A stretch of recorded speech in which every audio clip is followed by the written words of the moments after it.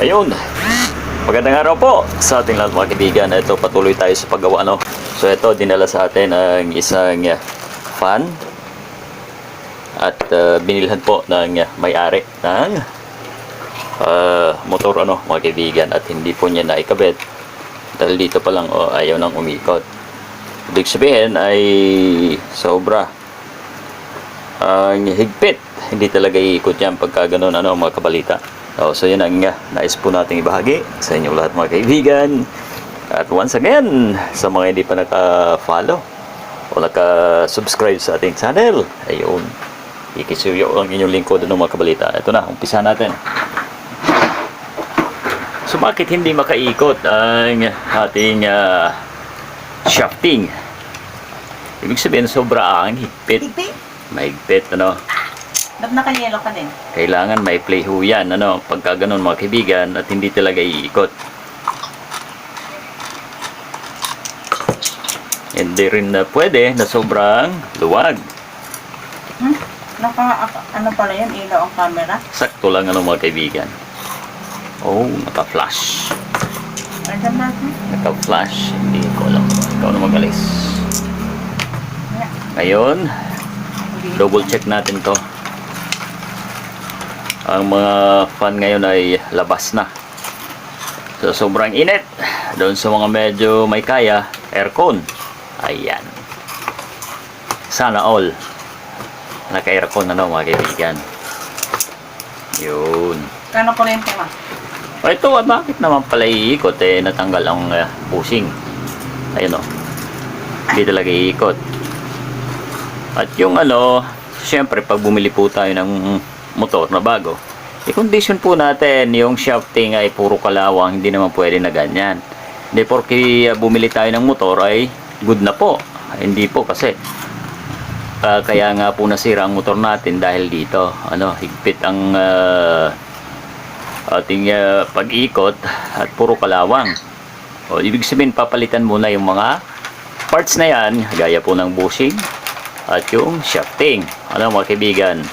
All goods ang mangyayari para rest assured wika nga, ano mga kaibigan. Ayan, lihahin lang po yan, no? Napakadali.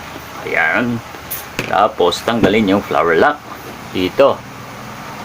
O ganun lang sa mga nais matuto at sisimula pa lang, ano. Mga veterano dyan wala akong pakialam sa inyo, ano. Marunong na kayo Alright, comment na lang yan ang ano, kung ano dyan, ano. Minsan yung mga nagko-comment, ano, parang makapag-comment lang talaga kasi nag-assemble tayo nung doon sa motor, ano, yung wala tayong balancer delikado daw yung kinabit natin na BMS. Sabi ko, kung alam mo kasi na ang function ng BMS ay hindi mo sasabihin na delikado, di ba? Pag di mo alam, may sasabihin kang kakaiba delikado daw. Nang tinanong ko siya sa reply ko, bakit magiging delikado ang BMS na yan nga ang nagsi-shut off kapag may problema ang ating power bank, ano mga kaibigan. Hindi gaya ng balancer. Balancer lang po talaga yon. Okay? Ang trabaho ng balancer sa isang battery pack ay i-balance ang pag-charge. Wala siyang kakayahan na mag-shut off. Delikado daw yun kasi kinabit ko doon sa motor natin. Sabi niya delikado daw. Ibig sabihin nun, hindi mo alam ang function ng BMS, kasi mas safe po ang may BMS. Hindi delikado kasi pag in-start mo yung motor ay ano lang yan agad, shut off, kasi di niya kaya, no. O ganoon kasimple. So hindi delikado, hindi makakapagpa-start, pwede pang sabihin. Okay, tara na, napunta tayo dun. Nangis lang natin sagutin yung mga comment na gano'n. Ito na ang electric pa rin. Nandun yung mga kapasitor. Nakabit. Unang gawin, kasi okay pa naman ang shaft, ano. Talagang na-stack up lang to. O yan, yung bushing hindi makagalaw, ano. Lihahin natin. ng pinong liha, no? Huwag yung malalaki kasi lalong gagaspang yan, hindi lalo iikot yan. 1,000 ano ang pino. Ano ka nito? Paano? Ayan.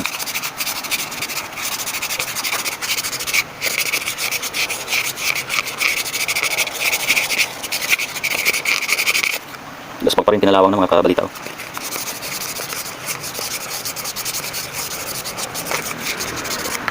So pagka ganito, ayaw ang pihit, ano? Sobrang dikit. Instead na langis, ang ilagay natin ay itong ilagay natin ang lacquer thinner. Wala nang laman. Ang mahal na din kasi nito. Yan. Right. Medyo babad natin ng konti. Kasi pag langis, lalong dudulas yun eh, hindi man mapapasok o mapipenetrate yung ilalim. Pagka thinner ay yun. O, yan o. Di ba napakabilis? O, di ba?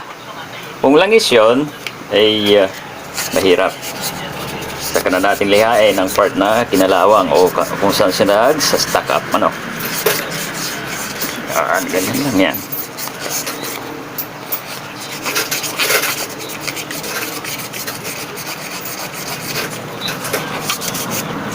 Kailangan kasi pagka tayo magpapalit ng motor, alamin din natin kung ba't nasira ang motor. Dahil napipilit na. Dahil sobrang higpit na o nag-iinit na. Kaya bumigay o nasira. Ayan.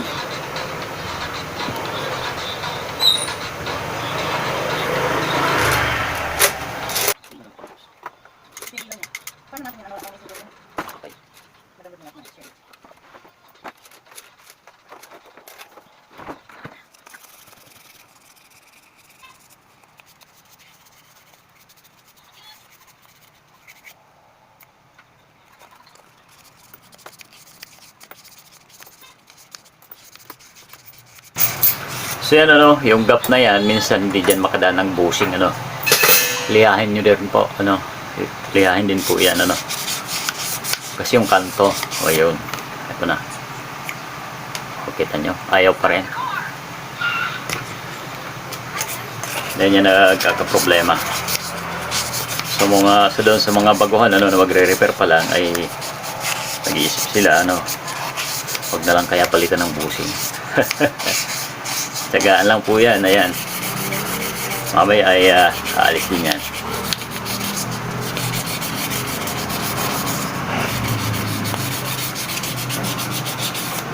Ayan. Abot po kasi dito ang kalawang. Oh. Ayun.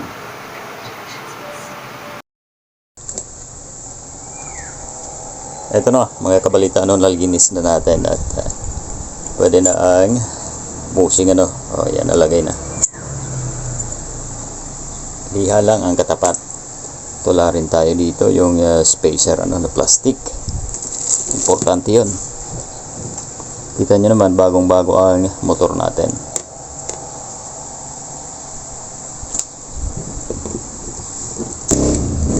Dalawang klase yan ano, na paglagay ng ano, pwedeng hindi tanggalin ang flower lock.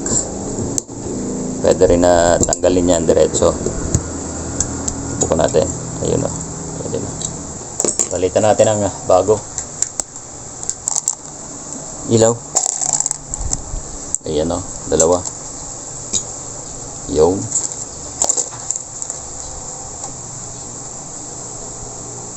So ito, lagyan agad ng langis ang foam ano. Absorber natin. Dahil sa init ngayon eh saglit lang tuyo agad yan.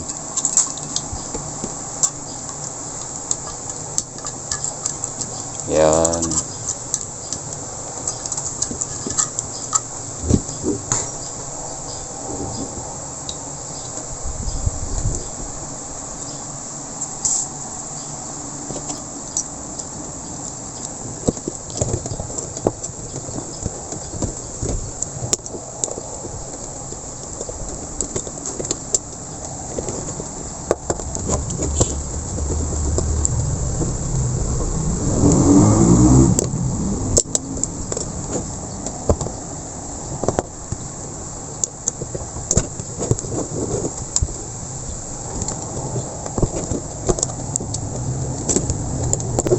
Yan. So okay na. Ilagay na natin. Din yung gilid.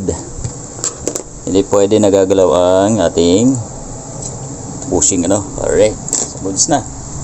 Yung kabila naman po ang ayusin natin. Ito. Inalaw na rin po mga kabalita ano. Ayan. Labas na labas no. So hindi ganyan. Alisin pa rin natin yan. Yung ano mahabang ginamit niya dito. Napilit oh. Ito na yung panghuli ang bushing niya. Yan, lagay muna natin. At basain ang cotton absorber. Wala na yatang langis. Problema, hindi natin mabuksan ito.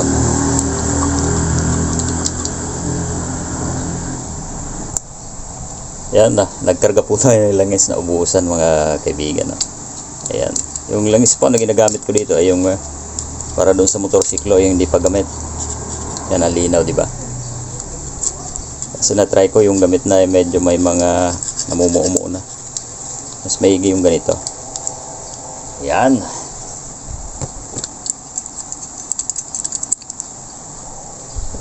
Pag ganito, ilalagay na po ang lock ano, mga kabalita. Ayan sa mga gusto rin matuto.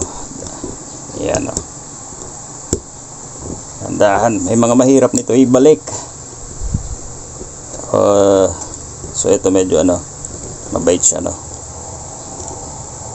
Ayan o, pagka nasobrahan ng ano, ilalim, hugutin natin. Ayan. Ano lang. Yung. Oh, so nabalik na. Yan. Oh, ganun lang, di ba? Hindi siya labas na labas gaya kanina.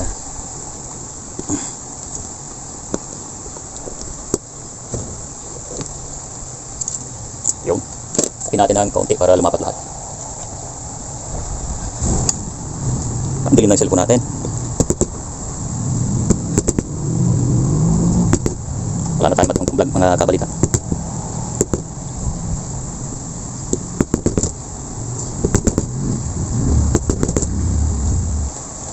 So lalagay na natin ang motor. Ingat po sa paglagay niyan. Kasi kaunting kiskis niyan sa bakal ay pwedeng masira ano, magasgasan ang motor natin. Yan. Sukat na muna natin ang ating nilagay na spacer kung ano tama na ba ang clay. Lagyan na lang langis at the same time na mga kaibigan. Ayan. Check natin. Yun. Banggaan. Sumbok natin dito sa unahan para matansya ano ang clay. Yan o. Yung, hindi kunti nila ang problema. Sa manipis na spacer ang need natin. Ito siguro mga kabalita, sure ball na yan. Ayan.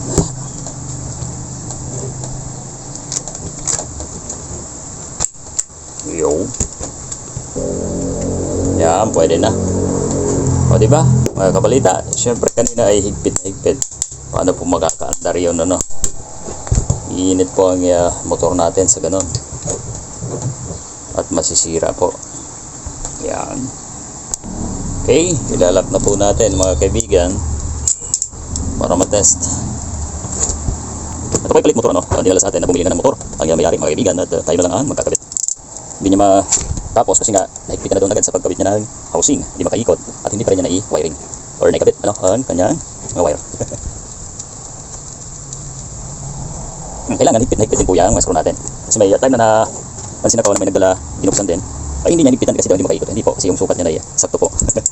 Dahil nga lang at talaga may mga dapat palitan na sa ating ginagawa ngayon ay kala ng iba ay talagang maluwag po yung housing, hindi po yun. Kailangan lang na may play ang i-shafting natin. Parang sa kadena din ng mga bisikleta at motor yan mga kaibigan. Kailangan may play na konti. Okay?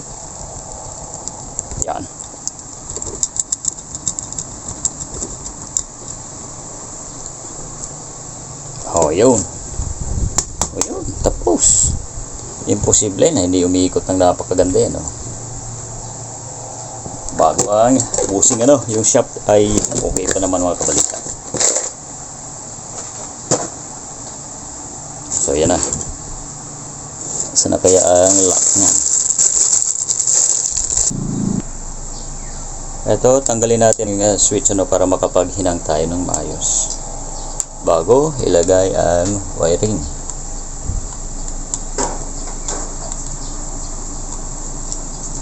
Yan. So, tatlo yan, alin ang number 1 or number 3. Kasi yung number 2, hindi ka na magkakamali. Gitna yan, eh. Diba? Okay. So, dito sa ating bagong wiring diagram, mga kabalita, once again, ulitin natin lagi, ang green ang line po natin. At number 1 ang white. Number 2 ang black. Number 3, red. At itong dalawa para sa ating capacitor, mga kaibigan. Ayan. Bilis lang, di ba? So, napakahaba naman ito. Bawasan natin para magamit naman sa iba pa. Kasi yung switch niyan dito lang sa katabi. Di gaya nung nandun sa base. O, ayan. Dito na tayo.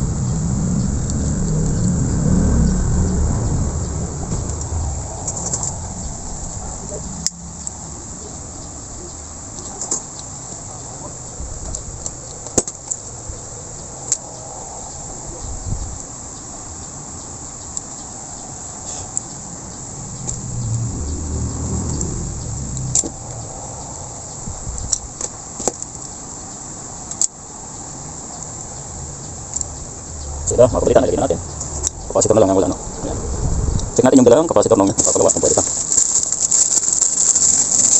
So, kaya tayong dati. 1.5.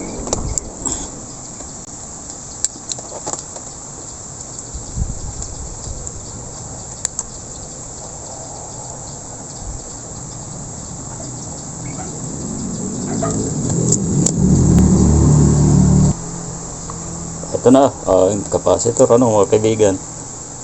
Walang polarity yan, magkabaliktaran man ay walang problema. Ayan. Lalagyan po yan ng cover. Yan.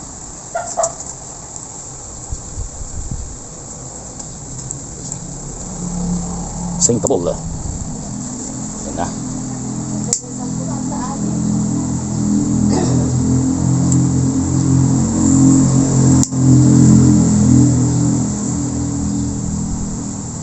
Mas maganda pag tube ang gamit. Malinis tingnan, Ayan na.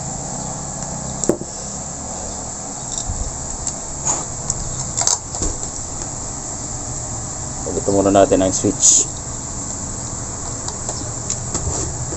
Bago tayo mag-test.